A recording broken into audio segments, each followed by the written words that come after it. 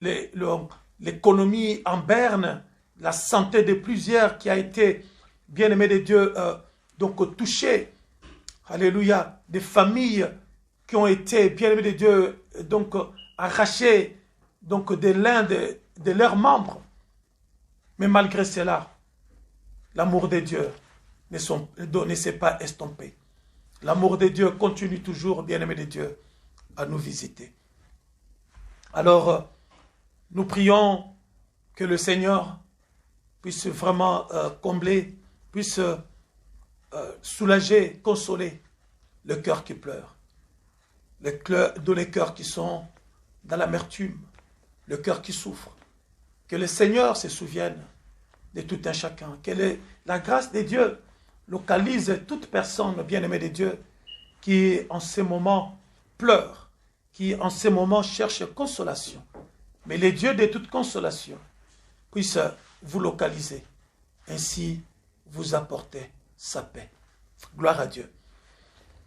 Nous voici maintenant, bien-aimés de Dieu, nous voulons parler de la part du Seigneur, dont le thème, il est marqué sur l'écran, dont nous parlons donc de 3 clés du bonheur que nous avons déjà commencé aujourd'hui. Nous sommes au 3e jour et nous allons voir la dernière clé qui nous permet d'accéder au bonheur. Pour cela, nous avons tiré, bien-aimés de Dieu, notre prédication dans 2 textes. Le premier, c'est dans Nombre chapitre 10, au verset 29. On dit que la répétition est la mère donc, de la science. Donc, nous allons lire ces 2 textes. Le premier, c'est Nombre chapitre 10, au verset 29. La Bible dit, Moïse dit à Hobab, fils de Réuel, les Madianites, son beau-père, nous partons pour la contrée dont le Seigneur a dit, je vous la donne. Viens avec nous. Nous te ferons profiter du bonheur que le Seigneur a promis à Israël. Nous te ferons profiter du bonheur que le Seigneur a promis à Israël. Au passage, nous voulons dire à quelqu'un bien-aimé que si Dieu t'appelle, ce n'est pas pour que tu vives dans le malheur. Si Dieu t'appelle, c'est pour qu'il t'amène donc dans un bonheur, qu'il change ta vie, qu'il transforme ta vie. Alléluia. Ici, Moïse dit à son beau-père, viens avec nous, monte avec nous, car nous sortons donc de votre pays, Égypte, pour aller donc dans la contrée, dans le pays que Dieu avait promis à nos pères. Alors viens, dans ce pays-là, il y a le bonheur. Dans ce pays-là, il y a la richesse. Dans ce pays-là, il y a la sécurité. Il y a tout ce que Dieu avait promis à notre Père. Alors viens avec nous. Nous allons te faire profiter de ces bonheurs. Alléluia. Dieu nous appelle pour nous amener dans un bonheur, dans une vie de bonheur. Alléluia. Le deuxième texte, c'est dans Romains chapitre 12 et au verset 12. La première version nous dit, réjouissez-vous en espérance, soyez patients dans l'affliction, persévérez dans la prière. Gloire à Dieu. Et dans la version parole vivante, la Bible nous dit que votre joie découle de votre espérance. Si l'affliction survient, portez avec patience les fardeaux qui vous sont imposés. Exercez-vous à maintenir votre esprit dans une attitude donc de prière constante. Priez avec régularité et persévérance. Gloire à Dieu. Bien-aimés de Dieu, nous avons vu la fois dernière les 2 premières clés. C'est-à-dire la patience dans l'affliction, donc la joie dans la joie dans l'espérance. La deuxième clé que nous avons vue, c'était la patience dans l'affliction. Et aujourd'hui, bien-aimés de Dieu, nous allons voir la troisième clé. La troisième clé qui est, bien-aimés de Dieu, la persévérance dans la prière. Nous avons dit, bien-aimés de Dieu, que le bonheur, ce n'est pas un décret. Le bonheur, c'est un état d'être. Nous avons défini donc la dernière fois donc le bonheur, makarios, qui veut dire tout simplement l'état de satisfaction. Alléluia, l'état de satisfaction totale. Le bonheur, nous avons dit que le bonheur, ce n'est pas le fait de posséder les richesses. Les richesses peuvent contribuer au bonheur. Le mariage peut contribuer au bonheur. Mais le mariage en soi n'est pas le bonheur. Parce qu'il y a des gens qui sont dans les mariages, mais qui sont malheureux. Il y a des gens qui sont riches, mais qui sont malheureux. Et on a vu même que ce sont les gens qui sont riches. Les gens riches, ce sont eux qui ont plus de problèmes que les gens dont les gens sont moins riches. Alléluia. Donc, le bonheur, ce n'est pas le fait de posséder les biens matériels, les biens de ce monde. Même si, bien-aimés de Dieu, cela peut contribuer, ou cela contribue. Alléluia. Parce que lorsque la Bible parle de la bénédiction n'est pas que le bien matériel. La bénédiction, c'est aussi la santé. La bénédiction, c'est aussi la joie, le bien-être. Il y a des gens qui sont bien dans leur peau, alléluia, qui ne sont pas forcément riches. Il y a des gens qui sont bien dans leur peau, qui ne sont pas forcément mariés. Il y a des célibataires qui vivent bien leur célibat, tout simplement parce qu'ils vivent donc le bonheur. Alléluia. Parce que leur célibat, ils vivent tellement bien leur célibat que le célibat leur apporte le bonheur. Alléluia. Mais pour vivre dans cet état de choses, nous avons vu les deux premières clés et aujourd'hui nous voyons la troisième clé. Alléluia. Je peux être célibataire, mais j'ai les clés qui m'ouvrent, alléluia, la porte du bonheur. La troisième clé, c'est la persévérance dans la prière. La persévérance dans la prière. On parle d'abord de la persévérance. Avant de parler de la prière, on parle d'abord de la persévérance. C'est quoi la persévérance? Alléluia. On nous définit la persévérance comme l'effet de poursuivre quelque chose avec une longue constante. Voilà pourquoi, les dimanches derniers, nous avons vu la notion de temps. Parce qu'il n'y a pas de persévérance, bien-aimé de Dieu, sans la notion de temps. Même, bien-aimé de Dieu, de la patience, donc dans l'affliction, il n'y a pas de patience sans notion de temps. Il n'y a pas non plus, excusez-moi, il n'y a pas non plus persévérance sans notion de temps.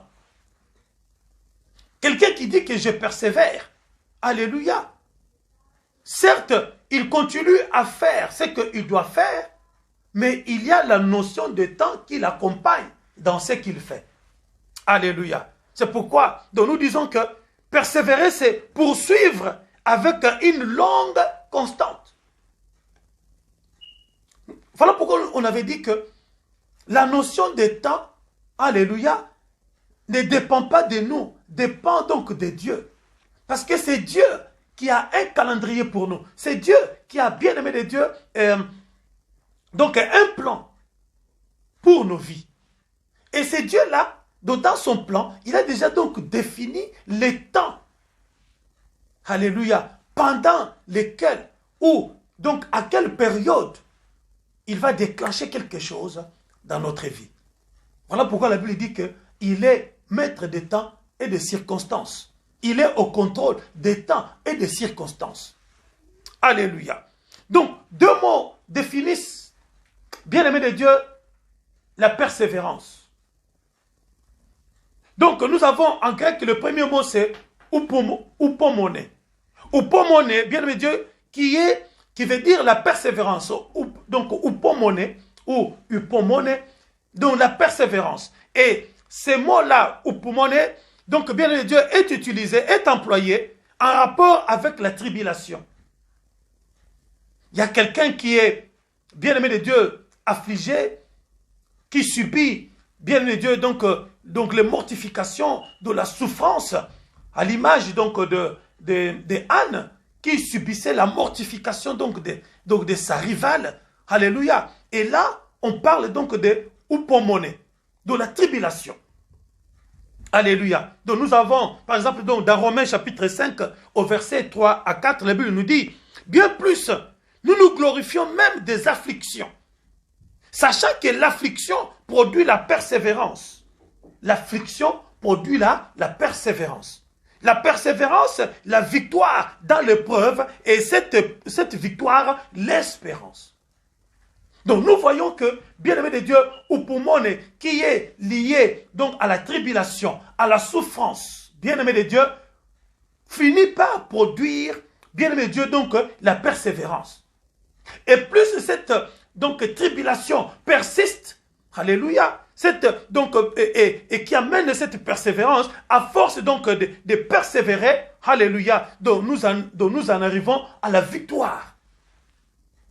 Voilà pourquoi donc nous disons que le bonheur, ce n'est pas quelque chose que l'on décrète.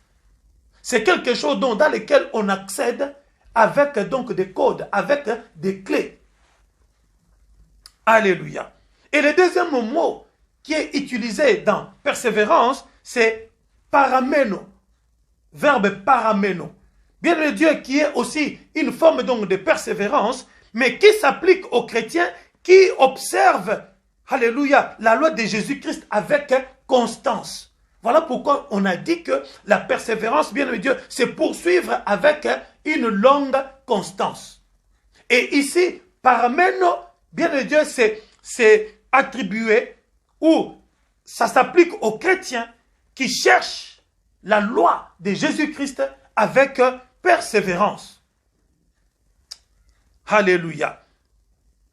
Jacques chapitre 1, au verset 25, la Bible nous dit, là j'ai pris la version, parole vivante, la Bible nous dit, par contre, si quelqu'un scrute attentivement la loi parfaite qui nous donne la vraie liberté, et s'il l'étudie assidûment, s'il vit avec elle, et lui demeure fidèlement attaché, il en arrive ainsi, non à n'écouter pour oublier, mais à agir ponctuellement d'après ce qu'il aura entendu.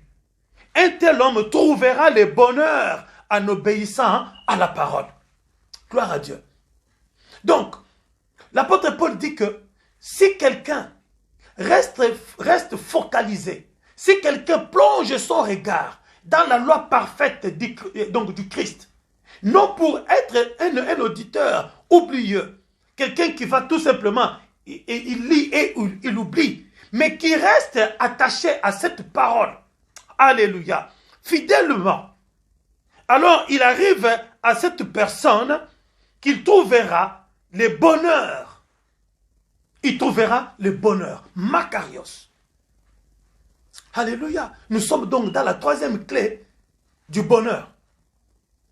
Et la version du Seigneur, il dit que à un tel homme, il sera heureux dans son activité. Voyez-vous, bien-aimés de Dieu, c'est la persévérance. Alléluia. La persévérance donc dans les choses de Dieu qui nous amène, bien-aimés de Dieu, à vivre le bonheur. Ce n'est pas un décret, mais c'est une démarche. Alléluia. C'est une action. Même pour ouvrir ma porte, bien-aimé de Dieu, j'ai besoin de faire une action. Je mets la clé donc dans la serrure et je pousse la porte. Le bonheur, c'est quelque chose que l'on cherche, quelque chose donc dans lequel nous devons accéder. Alléluia. Et nous avons pour cela besoin, bien-aimé de Dieu, donc de la persévérance dans la prière. C'est-à-dire que notre prière ne doit pas être limitée dans le temps. Alléluia. Ah, j'ai prié, j'ai déjà assez demandé. J'ai prié, j'ai demandé, j'ai déjà demandé. Non, j'en ai marre. Non, j'attends seulement que le Seigneur. Non, la Bible nous dit, bien-aimé de Dieu, priez sans cesse. Donc, nous devons être persévérants dans la prière. La prière est l'une des clés qui nous fait accéder au bonheur. Tu ne veux pas prier. Alléluia. Alors ne cherche pas le bonheur. C'est comme la Bible nous dit que celui qui ne veut pas travailler, qui ne mange pas non plus. Tout comme nous pouvons dire aussi, tu ne veux pas prier, alors n'espère pas au bonheur. Ne crie pas au bonheur. Ne cherche pas le bonheur. Alléluia. Donc, nous disons que plus nous persévérons dans la prière, malgré les souffrances ou les difficultés, plus nous témoignons à notre Dieu, notre fidélité à sa parole donnée. Nous devons persévérer dans la prière. La prière, bien aimé de Dieu, c'est l'ADN d'un chrétien. Christ lui-même a prié. Malgré qu'il était Dieu. Mais dans la chair, il a quitté son trône, il est venu dans la chair. Alléluia. C'est-à-dire qu'il avait pris la forme humaine. Donc, il avait besoin de prier. Il avait besoin donc de passer du temps dans la présence de son Père. Alléluia. L'insistance donc dans la prière ne doit pas être vue comme Dieu est dur d'entendement. Oui, il y a des gens qui croient que plus il va demander à Dieu de la chose, il aura l'impression que donc Dieu ne m'écoute pas. Dieu est dur donc dans l'entendement, dans l'écoute de ma prière. Non, bien-aimé de Dieu. Donc nous disons que l'insistance dans la prière ne doit pas être vue comme Dieu est dur d'entendement ou pour qu'il nous réponde, il faille insister longtemps comme s'il prenait plaisir. Non, Dieu ne prend pas plaisir lorsque nous insistons donc dans nos prières. Alléluia. Mais simplement une arme pour décourager notre ennemi qui voudrait qu'on lâche l'affaire à la moindre difficulté. Voilà pourquoi Paul nous dit de persévérer dans la prière. L'insistance de notre prière n'est pas le fait que Dieu prend plaisir, il est dur donc d'entendement et qu'il est là comme nous les humains, donc nous aimons. Hein? Regardez comment nous aimons quand quelqu'un insiste à nous demander quelque chose. Alors, répète-le encore, dis-le encore, supprime-moi encore, mets-toi à genoux. Alléluia. Non, Dieu n'est pas comme ça. Mais notre insistance dans la prière, c'est tout simplement pour décourager le diable, pour lui dire que malgré que la chose n'est pas encore manifestée, alléluia, je ne lâche pas. Toi, tu voudrais que je lâche. Toi, tu voudrais que j'abandonne, mais je n'abandonnerai pas. Parce que mon Dieu me dit, n'abandonne pas, car c'est lui qui persévérera jusqu'à la fin. C'est celui-là qui sera sauvé. Mais toi, l'ennemi, qui veut me faire décourager, qui veut que je lâche prise, alléluia, je ne veux pas lâcher prise. La persévérance dans la prière, bien-aimé de Dieu, c'est pour tout simplement décourager le diable, lui dire que moi, je sais qui m'a appelé, je sais qui me demande donc de prier, qui me demande de l'invoquer. Il a dit, invoque-moi et je te répondrai. Et lui seul, qui est maître des temps et des circonstances, il sait quand est-ce qu'il va me répondre. Mais moi, en attendant, je continue. Toi, tu ne vas pas me décourager. Voilà comment nous devons prendre, bien-aimé de Dieu, l'insistance dans la prière, au lieu de le prendre comme si Dieu est dur, Dieu ne m'écoute pas, comme on entend souvent les gens de prier, mon Dieu, pourquoi m'as-tu abandonné? Ça fait longtemps que... Non, Dieu n'abandonne personne, bien-aimé. Alléluia. Il dit, la troisième clé, c'est la persévérance dans la prière. Nous devons persévérer. Et maintenant, la prière. C'est quoi la prière? Bien, nous devons savoir une chose. Prier, c'est communier avec Dieu. Tout simplement. Prier, c'est communier avec Dieu. Et Dieu exige même la prière de chacun. Dieu exige que nous puissions aller dans sa présence avec des prières. Non seulement prier, c'est communier avec Dieu, mais également prier, ou la prière, c'est une exigence même de Dieu. Gloire à Dieu. La prière est l'effusion du cœur devant le Créateur. C'est l'effusion du cœur devant le Créateur. Et qui répond par des bénédictions. Non seulement nous allons devant sa présence avec l'effusion de nos cœurs. Alléluia. Mais lui, il a maintenant la responsabilité de nous combler de bénédictions que nous appelons le bonheur. Ce sont ces bénédictions-là maintenant, bien aimé Dieu, qui nous font entrer dans l'état de bonheur, dans l'état de satisfaction totale que nous appelons Makarios. Alléluia. Matthieu chapitre 5 au verset Matthieu chapitre 7 au verset 7. La Bible nous dit: demandez, continuez à demander et vous recevrez. Cherchez, persévérez dans votre recherche et vous trouverez. Frappez, insistez et la porte vous sera ouverte. Ça, c'est la version parole vivante.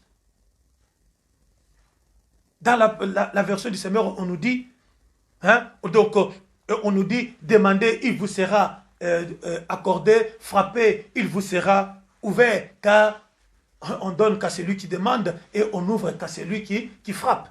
Mais ici, donc la version parole vivante nous dit, demandez, continuez à demander. Nous avons dit que la persévérance, c'est quoi? C'est donc chercher ou poursuivre avec une longue constante. Et ici, donc Christ nous dit, demandez, continuez à demander et vous recevrez. Cherchez, persévérez dans votre recherche et vous trouverez. Insistez et la porte, il dit, frappez, insistez et la porte vous sera ouverte. Alléluia. Celui qui ne demande pas ne recevra pas. Comment veux-tu avoir quelque chose si tu ne le demandes pas? Alléluia. Parce que l'homme ne possède rien. L'homme n'a rien. Alléluia. L'homme de nature n'a rien. La Bible nous dit, qu'est-ce que tu possèdes que tu n'as pas reçu? Mais si je dois recevoir de quelqu'un, si ce que je dois posséder doit venir de quelque part ou de quelqu'un, mais il est normal que je puisse demander la chose à la personne qui la possède. Alléluia. Et cette demande ne doit pas être une demande ponctuelle. Une demande où je demande et puis je m'arrête là. Ça doit être une demande constante. Une demande donc régulière. Alléluia. Quand bien même j'aurais obtenu la chose. Alléluia. Bien-aimé de Dieu, tu peux obtenir la chose, mais garder longtemps la chose entre tes mains, ça demande encore, bien-aimé de Dieu, la prière. Parce qu'il y en a, bien de Dieu, lorsqu'il a demandé et obtenu, il se contente donc de ça et il oublie. Il arrête de prier. Mais il oublie que l'ennemi, les voleurs, les ravisseurs, lui, il est jaloux. Parce qu'il sait que ce que tu as obtenu de la part de Dieu va te rendre heureux. Et lui, comme son travail à lui, c'est quoi? Sa mission à lui, c'est quoi? Dérober, égorger et détruire. Il va dérober ce que tu as obtenu de la part de Dieu. Voilà pourquoi tu dois continuer à prier. Alléluia. À persévérer dans la prière. Même lorsque tu auras déjà obtenu ce que tu as demandé de la part de Dieu. La prière ne doit pas s'arrêter. Alléluia. La prière nous apporte tout ce dont nous avons besoin. Matthieu chapitre 21 au verset 22. Tout ce que vous demanderez dans la prière avec foi, vous le recevrez. Tout ce que vous demanderez dans la prière avec foi, vous le recevrez. Ici, bien aimé de Dieu, je ne vais pas encore entrer dans l'étude approfondie de la prière. Ici, on nous dit que tout ce que vous demanderez dans la prière. Mais quelqu'un va me dire, mais pasteur, tu as dit que prier, c'est communier avec Dieu. Mais demander, c'est aussi prier. Prier, c'est aussi demander. Oui, mais la Bible nous dit ici, tout ce que vous demanderez. Or, lorsque nous allons, bien-aimés de Dieu, dans les synonymes de mots demander, on verra exiger, ordonner. N'oublions pas que nous sommes des rois. Alléluia, nous sommes des rois. Selon Apocalypse 5, nous sommes des rois. Nous sommes donc des sacrificateurs. Nous sommes donc des donneurs des ordres. Ici, tout simplement ce que Christ veut nous dire, c'est quoi? Tout ce dont vous exigerez l'existence ou la matérialité, pendant que vous êtes dans la prière, dans la communion avec moi, vous le recevrez. Alléluia. Donc je parle à un fils, je parle à un roi, je parle à un sacrificateur. Alléluia. Tout ce que vous ordonnerez. Parce que rappelons-nous, Matthieu 18, 18 nous dit quoi? Tout ce que vous aurez décidé sur la terre, la matérialisation ou la matérialité ou l'effectivité, le ciel va aussi accorder cela. Et tout ce que vous interdirez, l'accès, tout ce que vous interdirez, alléluia, l'effectivité, le ciel aussi sera d'accord avec vous. Rappelons-nous, il a dit, vous imposerez les mains aux malades seront guéris. Alléluia. Vous chasserez les démons. Donc nous avons cette autorité-là d'appeler les choses lorsque nous sommes dans la communion, dans la présence de Dieu. Et que nous sommes environnés de la nuée royale céleste. Eh bien nous sommes revêtus, bien-aimés de Dieu, donc de la plénitude de la royauté divine. Et nous ordonnons maintenant aux choses. Et les choses ne peuvent que nous obéir. Alléluia. Alléluia. Donc, nous disons que l'accomplissement d'une demande dans la prière exige la foi. Il dit, tout ce que vous demanderez dans la prière, tout ce que vous ordonnerez, tout ce que vous exigerez dans la prière avec foi. C'est-à-dire que l'accomplissement d'une demande dans la prière exige la foi. Tu ne peux pas, bien-aimé de Dieu, prier sans la foi. Car sans la foi, il nous est impossible d'être agréable à Dieu. La foi est la base de la chrétienté. La foi. La foi est la fondation même de la vie chrétienne. Sans la foi, tu ne peux rien obtenir. Alléluia. Donc, il faut une foi dans la prière. Dieu nous assure d'une oreille attentive dans la prière si celle-ci répond à sa volonté. Et par ricochet, nous obtenons la chose demandée. Nous avons la foi. Nous allons dans la présence de Dieu. Bien le Dieu avec la foi. Et Dieu, alléluia, nous assure d'une oreille attentive. Dieu nous assure de son attention particulière à ce que nous allons lui dire. Jacques chapitre 5, versets 14 à 15 nous dit ceci.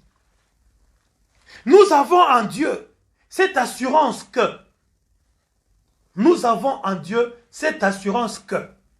si nous demandons quelque chose selon sa volonté, il nous écoute. Bien-aimés de Dieu, nous devons savoir que on ne demande pas non plus à Dieu n'importe quoi et n'importe comment. Nous devons d'abord savoir que lorsque Dieu nous a créés, il nous a créés avec un plan. Au même titre que c'est lui qui a conçu une voiture. Il a conçu une voiture avec le mode d'utilisation, comme la télé, comme de toutes choses. Alléluia.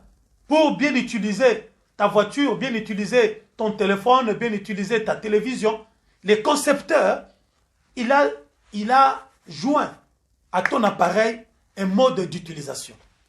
Eh bien, si tu veux utiliser à bon escient et être satisfait, trouver bonheur donc dans l'utilisation de ta télé, eh bien, tu as droit ou bien tu dois avoir recours au manuel d'utilisation pour qu'en cas de pépin, tu saches comment faire. Et la Bible nous dit, je connais les projets que j'ai formés sur vous.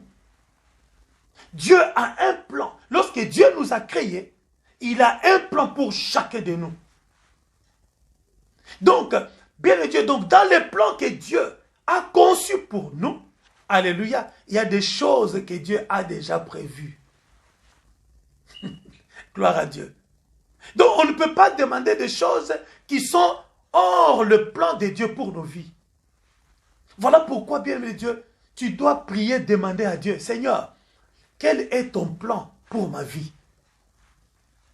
Comme je l'ai dit donc dans mon livre que j'ai sorti il y a quelque temps, les 7 images du chrétien qui illustrent son influence et sa responsabilité. Bien-aimés de Dieu, nous sommes des ambassadeurs. L'une donc des images donc, des chrétiens sur la terre, il est un ambassadeur. Un ambassadeur ne va pas en mission sans les frais de mission. Son pays d'origine a déjà mis en place, alléluia, toutes les ressources nécessaires pour lui permettant de vivre dans le pays où il est détaché comme ambassadeur. Donc, il ne peut pas, bien de Dieu, vivre en dehors des ressources que son pays a mises en place pour lui. Voilà pourquoi la Bible nous dit, tout ce que nous avons cette assurance auprès du Père.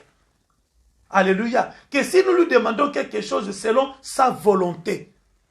Il y a des prières qui ne sont pas, bien de Dieu, exaucées parce qu'ils ne sont pas dans la volonté de Dieu pour ta vie. Alléluia. Chacun de nous est particulier. Chacun de nous a une mission spécifique. Sur la terre, nous ne sommes pas venus simplement pour nous réjouir, vivre, nous marier, travailler, acheter des maisons, tout ça. Même si, quand bien même tu achèterais la maison, tu te marierais, tu dois savoir pourquoi Dieu t'a permis de te marier. Pourquoi Dieu t'a permis d'avoir autant de richesses. Pourquoi Dieu t'a permis d'avoir autant de maisons. Tout ce que Dieu nous donne, bien-aimé de Dieu, c'est pour une mission spécifique. C'est pour une raison spécifique. Pour la gloire de Dieu. Et tout ce que tu demandes, qui n'est pas pour la gloire de Dieu, bien-aimé de Dieu, Dieu ne peut pas tendre son oreille à cela. Alléluia. Dieu n'étend pas l'oreille à toute demande qui n'entre pas dans son plan pour la vie de tout un chacun de nous. Voilà pourquoi nombreux donc capitulent, nombreux abandonnent le Seigneur parce qu'ils ont l'impression qu'ils demandent, le Seigneur ne les écoute pas, le Seigneur n'exauce pas leurs prières. Mais si ta demande, alléluia, est en contradiction avec le plan de Dieu pour ta vie, Dieu ne peut pas écouter cette prière. Alléluia. Il continue, il dit, et si nous savons qu'il nous écoute, en tout ce que nous lui demandons, nous savons que nous possédons ce que nous lui avons demandé. Gloire à Dieu. Et si nous savons, ici, le mot savoir, ce n'est pas que, donc, je sais, non, ici, savoir, c'est, bien-aimé de Dieu, avoir la foi, c'est la conviction, être convaincu. Lorsque tu vas dans la présence de Dieu, tu dois être convaincu que là, mon Dieu m'écoute. Parce que je suis son enfant. Je suis convaincu. Ici, le mot, nous savons, c'est la conviction. Nous avons cette ferme conviction qui nous écoute. Lorsque tu vas dans la présence de Dieu sans conviction, tu vas prier simplement par simple formalité. Bien aimé Dieu, sache que ta prière n'aura pas d'impact. Il dit, si nous avons la conviction, la ferme conviction que Dieu nous écoute, en tout ce que nous lui demandons, nous savons que nous possédons déjà la chose. Voilà pourquoi nous disons que aller dans la présence de Dieu exige d'abord la foi. Prier exige d'abord la foi. C'est la foi qui voit. Comme je le dis toujours, bien-aimé de Dieu, la foi a des oreilles, la foi a des yeux, la foi a la bouche, la foi a le nez. La foi entend, la foi vit. Tu dois déjà voir ce que tu demandes à Dieu, qui est conforme à sa parole. Tu dois déjà le voir, donc exister dans ta vie. Tu dois déjà le voir, bien le Dieu, donc s'accomplir dans ta vie. Et lorsque tu vois déjà la chose qui est déjà, bien le Dieu, qui existe déjà, donc dans ta vie, ton comportement, bien aimé de Dieu, sera tel que la chose sera conforme à l'effectivité même de la chose. Quelqu'un qui a une voiture, bien sûr, il conduit la voiture. Mais quelqu'un qui voit déjà qu'il a la voiture, alléluia, ne va plus demander la voiture parce qu'il sait que la voiture viendra. Il va aller à l'auto-école, il va apprendre donc à conduire parce qu'il sait que j'ai déjà la voiture. Mais pour la conduire, il me faut un permis de conduire. Voilà pourquoi la Bible dit, la foi est une démonstration des choses que l'on espère. C'est pourquoi je dis que la foi agit. La foi voit, la foi entend. La foi sent. Je sens déjà que l'odeur de la chose que je demande à Dieu, que Dieu m'a promise. Alléluia.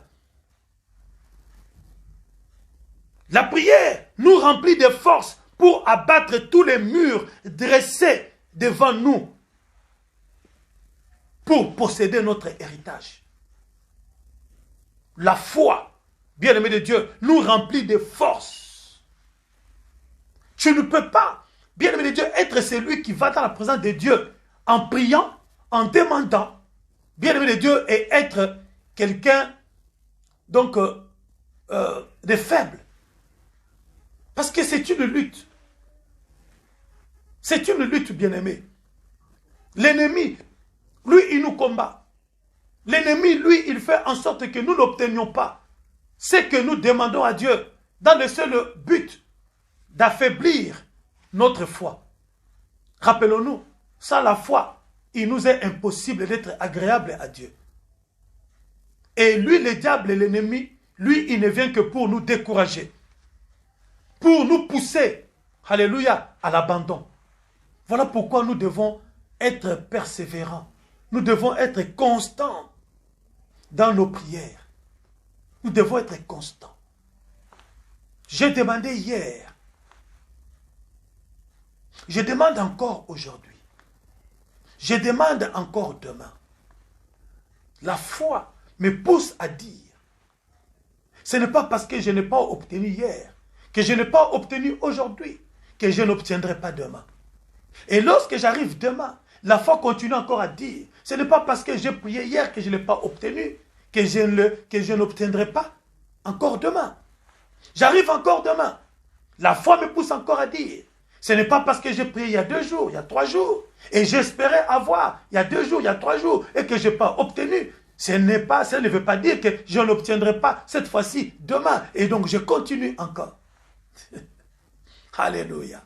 Et lorsque nous persévérons comme ça, alors, bien-aimés de Dieu, nous allons décourager les diables qui voudraient qu'on puisse abandonner. Lorsqu'ils voient qu'on n'abandonne pas, lorsqu'ils voient qu'on continue toujours, donc nous sommes constants dans nos prières, alléluia, il finit par lâcher prise. Et lorsque lui, il lâche prise, c'est alors que la chose arrive. Parce que lorsque la chose arrive, la Bible nous dit quoi? La bénédiction de l'Éternel ne fait suivre d'aucun chagrin. C'est-à-dire que lorsque la bénédiction de l'Éternel arrive, Dieu lui-même, bien-aimé de Dieu, il s'érige maintenant en protecteur de la bénédiction que lui-même nous a accordée. Lorsque Dieu nous bénit, bien-aimé Dieu, Dieu ne se contente pas de nous bénir seulement. Lorsque Dieu nous bénit, il s'arrange, bien-aimé Dieu, pour protéger la bénédiction qu'il nous a accordée. Voilà pourquoi nous avons besoin d'être persévérants pour décourager le diable. Lorsque le diable lâche prise, alléluia, ce sont les anges maintenant qui prennent position. Parce que la Bible nous dit, dans le livre des psaumes, que l'Éternel fait camper autour de ceux qui les craignent, ses anges, pour les arracher du danger. Rappelons-nous, l'ennemi ne vient que pour dérober, égorger et détruire. C'est-à-dire, la présence de l'ennemi, c'est un danger permanent. Alléluia. 1 Thessaloniciens chapitre 5 au verset 17. La Bible nous dit, priez sans cesse. La clé du bonheur, c'est la constante dans la prière. Priez sans cesse. Gloire à Dieu. Contrairement à l'amalgame que nous faisons au sujet de ces versets, prier sans cesse ici veut tout simplement dire, lorsque vous êtes à la recherche de quelque chose, priez sans vous fatiguer pour ne pas donner l'occasion au diable pour nous en détourner le regard. Alléluia. Parce que ça devient, bien aimé de Dieu, donc une récitation. Ah, la Bible nous dit, priez sans cesse, priez sans cesse. Mais si tu ne comprends pas l'essence de ce verset, alléluia, ça ne va rester que donc, du domaine donc, de la récitation, mais dans ton cœur. Donc, le vrai principe de ce passage n'y est pas. Je répète encore. Prier sans cesse, bien-aimé de Dieu, veut dire tout simplement prier sans nous fatiguer pour ne pas donner l'occasion au diable pour nous en détourner le regard. Tu as un regard fixé sur un objectif. Alors, ton regard va rester focalisé sur ce que tu veux. Tu vas prier, tu vas prier, tu vas prier, tu vas prier constamment, avec persévérance. Alléluia. Jusqu'à ce que l'ennemi se décourage. Il lâche prise. L'ennemi ne va pas lâcher prise parce que tu pleures. Bien-aimé de Dieu, Dieu n'est pas touché par nos larmes. Non. Dieu n'est pas touché par nos larmes. Nos larmes viennent des émotions. Dieu n'est pas impressionné par nos émotions. Dieu est impressionné par notre foi. Voilà pourquoi, lorsque même cette femme à qui il avait dit, femme, la nourriture sainte ne se donne pas aux chiens. Cette femme lui a dit, mais maître, mais les chiens, ne mangent-ils pas les miettes qui tombent des tables de son maître? Jésus-Christ a dit quoi? Waouh! Je n'ai jamais vu une telle foi. Dieu est impressionné par notre foi. Voilà pourquoi nous disons que la foi est le socle de la vie chrétienne. La prière sans la foi, bien-aimé de Dieu, elle est inutile. Priez sans cesse. Priez sans cesse, bien-aimé de Dieu. C'est la clé du bonheur. Les lâcheurs, ceux qui lâchent prise aux moindres difficultés, bien-aimés de Dieu, ne peuvent pas nager dans les sphères du bonheur. Rappelons-nous, le bonheur, c'est un état d'être. Alors, pour surfer dans les sphères du bonheur, tu dois posséder la clé de la prière. Et cette clé de la prière exige, alléluia, la persévérance. La persévérance. Parameno. Parameno. Tu dois persévérer dans la prière. Moi, j'entends souvent les gens dire, ils racontent leur vie au passé. Ah, nous, quand on priait, on pouvait passer toute la nuit. Nous, quand on priait. Elle est où cette constante? Alléluia. Tu as lâché prise. Tu as lâché parce que peut-être tu as obtenu ce que tu voulais. Ou tu as lâché parce que tu as demandé, tu n'as pas vu que cela arrivait selon les calendriers que toi tu avais établis et tu as abandonné. En oubliant que c'est Dieu qui a les calendriers de ta vie. C'est Dieu qui a les calendriers de ta vie. Je disais tout à l'heure, bien aimé, que même lorsque tu as obtenu quelque chose de la part de Dieu, la prière ne doit pas s'arrêter. Nombreux priaient, bien aimé de Dieu, pour venir en Europe. Mais une fois qu'il a mis ses pieds en Europe, il a abandonné la prière. Nombreux étaient donc des serviteurs de Dieu, des évangélistes, des conducteurs donc des cultes. Alléluia. Quand ils étaient en Afrique.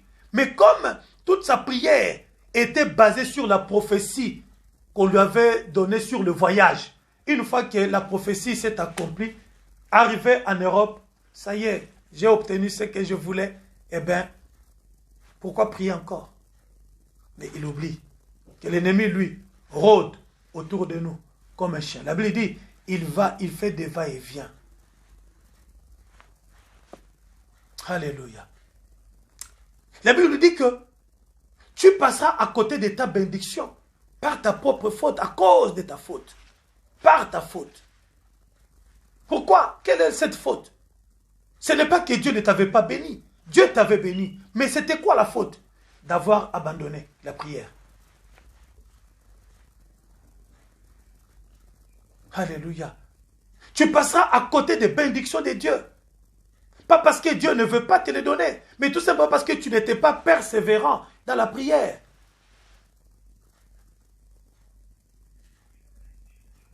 Parce que les paramètres n'étaient pas, alléluia, au rendez-vous. Tu as demandé, tu as insisté un tout petit peu, après, tu t'es arrêté. Or, avec Dieu, il faut continuer jusqu'à ce que la chose arrive. Alléluia. Alléluia. Tu dois prier jusqu'à ce que la chose arrive. Élie a prié. Alléluia. Alors que les pays où il était, il y avait la sécheresse, la pluie ne tombait pas. Cette fois, il a envoyé son serviteur. Regarde, va regarder qu'est-ce qui arrive là-bas au ciel. Le serviteur revient lui dire, papa, il n'y a rien. Élie prie encore. Prie encore. Il dit, va voir encore. Le serviteur, il va, il revient, il dit, toujours rien. Alléluia. Alléluia. Élie continue encore à prier. Élie continue encore à prier. Il envoie encore. Il lui dit, va cette fois-ci. Va voir qu'est-ce qui se passe là-bas. Et le serviteur revient, il dit, ouh, maître, j'ai vu, il y a un nuage là-bas, sous forme de la main, qui s'est levé. Alors, il dit à son serviteur, va dire à Akab de se préparer. Alléluia. Donc, nous devons prier. Prier avec insistance. Prier sans cesse, bien-aimé de Dieu. C'est tout simplement, ça veut dire tout simplement, prier jusqu'à ce que la chose s'accomplisse. Prier jusqu'à ce que la chose arrive. Parce qu'elle arrivera certainement.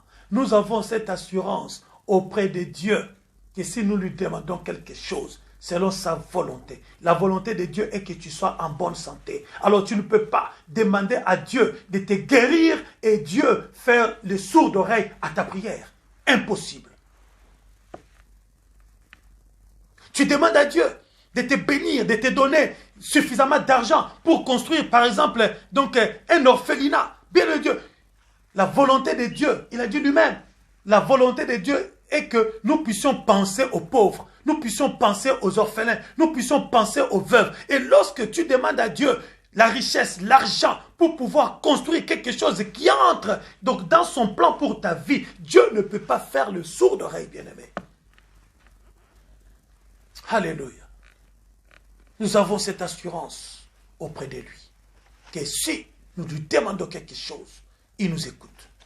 Et si il nous écoute, si nous avons cette conviction que Dieu nous écoute, alors la chose que nous lui demandons, nous l'avons déjà obtenue.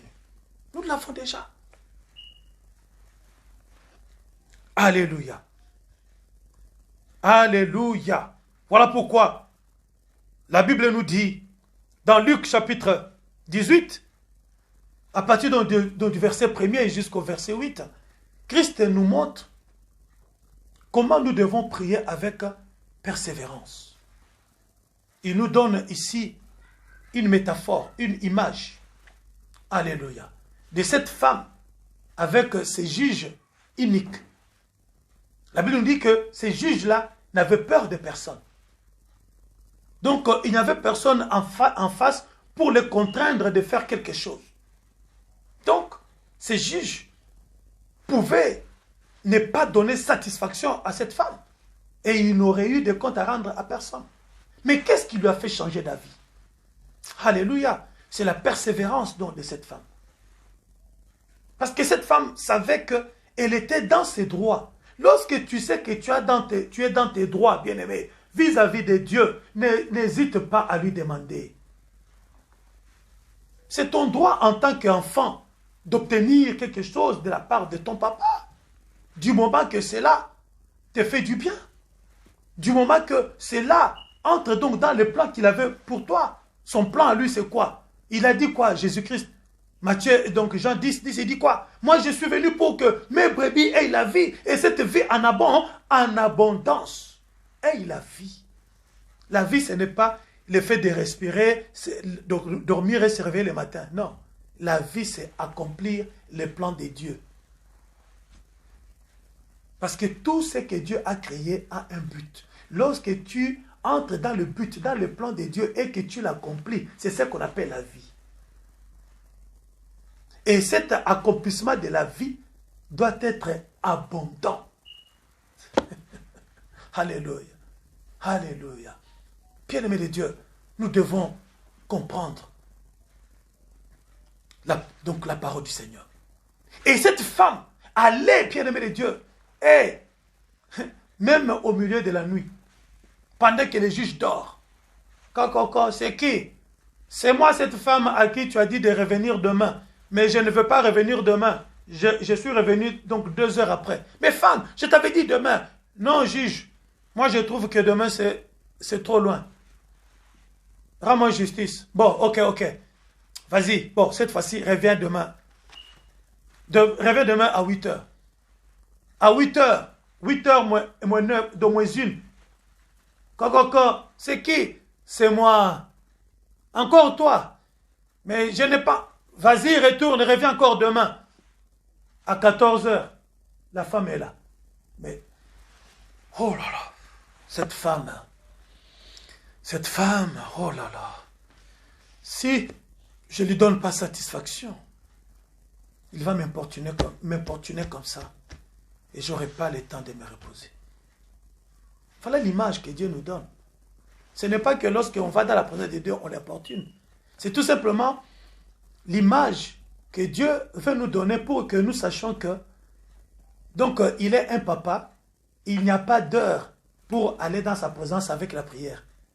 Et lui, en tant que père, ne trouve pas d'inconvénient que tu viennes le matin, que tu viennes à midi, que tu viennes le soir, que tu viennes à n'importe quel moment qui te convient pour lui demander quelque chose. Il sera toujours disponible. Certes, il ne va peut-être pas te répondre à ce moment-là, mais cela ne veut pas dire qu'il n'est pas prêt à t'écouter lorsque tu viendras encore frapper. C'est ça la persévérance dans la prière. C'est ça le paramène. Persévérer. Et c'est ça la clé du bonheur. Tu es un lâcheur. Quelqu'un qui lâche facilement. Eh bien, tu vas passer à côté des grandes bénédictions, des bonheurs que Dieu a préparés pour toi. Gloire à Dieu. Gloire à Dieu. Donc, pour cela, bien-aimés, nous devons savoir que lorsque ces 3 choses sont réunies, puisqu'on parle des 3 clés du bonheur, alléluia, donc la joie dans l'espérance, alléluia, donc la patience dans l'affliction et la persévérance dans la prière. Lorsque ces trois éléments sont réunis, ils constituent ce qu'on appelle la foi agissante. C'est la foi agissante qui nous fait entrer dans le bonheur. Parce que, comme je disais, la foi parle. La foi espère. Le monde ne nous dit-il pas que l'espérance, l'espoir fait vivre. Et la foi nous amène dans l'espérance. La foi nous amène, même si je n'ai pas encore la chose, mais de voir déjà la chose dans ma vie et de vivre comme si j'avais déjà la chose. Alléluia. Hébreu nous dit, sans la foi, il nous est impossible d'être agréable. Lorsque nous ne sommes pas agréables à Dieu, nous ne pouvons pas non plus jouir de sa félicité. Donc, il y a ces triangles qui se forment. Il y a les triangles. Pour entrer dans le bonheur, il y a un triangle qui se forme, qui s'appelle la joie dans l'espérance. Tu espères, puisqu'il y a des promesses. Il n'y a pas d'espoir, il n'y a pas d'espérance sans promesse, puisque nous avons les promesses de Dieu. Alors je dois avoir la joie dans cette espérance, dans les promesses de Dieu. Et à côté, il y a ce qu'on appelle la patience dans l'affliction. Parce que je sais que l'ennemi, lui, il connaît le plan de bonheur que Dieu a pour ma vie. Et lui, il va me combattre, il va chercher tout le temps, bien-aimé de Dieu, à m'infliger des souffrances. Pour que dans la souffrance, je puisse abandonner, je ne puisse plus espérer en Dieu. Je puisse dire que Dieu m'a abandonné. Comme la femme de Job, qui disait à son mari, mais tu n'as qu'à insulter Dieu. Parce que la souffrance a assez duré. Tu n'as qu'à insulter Dieu. Tu n'as qu'à lâcher. Comme ça, tu en auras fini avec cette souffrance. Alors lorsque je suis bien-aimé, donc j'ai la patience dans l'affliction, dans la souffrance que le monde m'inflige ou que Dieu permet dans ma vie, alors il y a maintenant cette autre clé qui s'appelle la persévérance dans la prière. La joie dans l'espérance, la patience dans l'affliction et la persévérance dans la prière. Voilà les trois clés qui constituent ou qui m'ouvrent la porte du bonheur. Que Dieu nous bénisse, que Dieu nous bénisse. Bien-aimé de Dieu, que cette parole ne soit pas simplement pour écouter et l'abandonner. Mets ceci en pratique. Le bonheur que tu cherches, tu vas le trouver. Tu vas entrer dans ce bonheur. N'abandonne pas la vie de prière. N'abandonne pas parce que tu as assez souffert. Parce que les hommes, les femmes te maltraitent, te mortifient. Que personne ne t'enlève la joie que tu as dans l'espérance. J'avais dit la dernière fois, bien-aimé, que Israël, malgré qu'il était en esclavage en Égypte, mais le fait que Israël savait que là-bas en face, il y a Canaan, quelle que soit la souffrance qu'on leur faisait endurer, personne n'a pu leur enlever leur joie. Même les doubles charges, la double charge qu'on leur avait imposée, bien-aimé de Dieu, n'a pas refroidi leur espérance, leur foi, leur joie. Alléluia, dans l'espérance de vivre un jour la promesse de Dieu. Peu importe ce que tu traverses aujourd'hui, ta vie ne s'est pas encore arrêtée.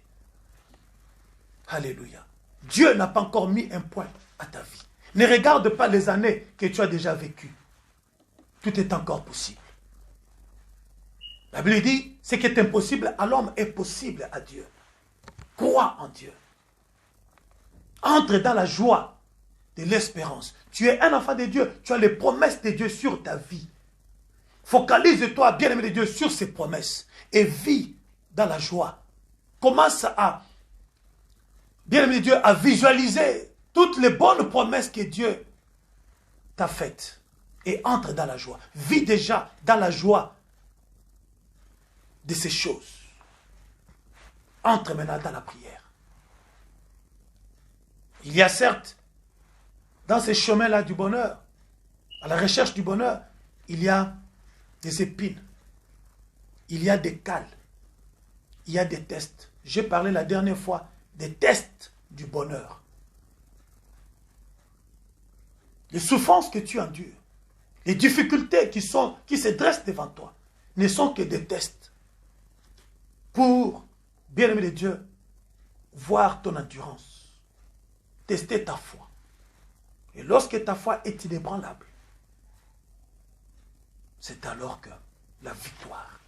Et lorsque la victoire est là, alléluia, le ciel s'ouvre. Et lorsque le ciel s'ouvre, la bénédiction arrive. Et lorsque la bénédiction arrive, la protection aussi arrive. La royauté arrive. Et là où il y a la royauté, il y a la sécurité. Non seulement la sécurité, mais il y a aussi l'abondance. Que Dieu nous bénisse. Que Dieu nous bénisse, que Dieu nous fasse du bien. Que Dieu nous fasse du bien. Alors continuez, bien-aimés de Dieu, à espérer. Nous allons prier une courte prière. Seigneur notre Dieu, nous te disons merci. Merci pour ces moments formidables. Merci pour ces moments, ô Dieu, où tu nous as ouvert ton cœur pour parler à un cœur de la créature que nous sommes, Seigneur. Père, ma prière est que ce que tu viens de nous dire, ô Dieu de gloire, puisse raviver, Seigneur, la flamme dans le cœur de quelqu'un. Cette flamme qui était éteinte. Cette flamme, ô Seigneur Dieu, qui a été étouffée par les souffrances, par des problèmes, Seigneur. Surtout en cette période donc, de cette pandémie, Seigneur. Nombreux ont lâché. Nombreux ont capitulé. Nombreux ont rétrogradé. Mais Seigneur, ma prière est que tu nous relèves. Seigneur, notre foi du début, Seigneur, puisse être ravivée, Seigneur. Donne-nous la vie de prière. Donne-nous la joie dans l'espérance. Donne-nous, Seigneur, notre Dieu, la patience, ô Dieu de gloire, dans l'affliction.